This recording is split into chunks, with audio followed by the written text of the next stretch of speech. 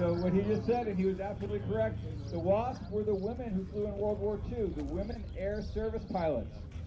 So the reason why I bring that up as we watch the T-6 land, her name is Nella.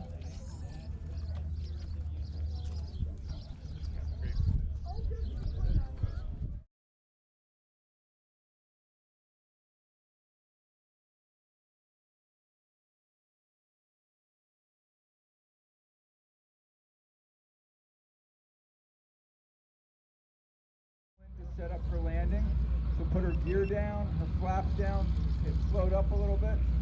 Then she'll make a right turn, which is called base, and then she'll turn on to final for her landing. And here comes our T-6 Nella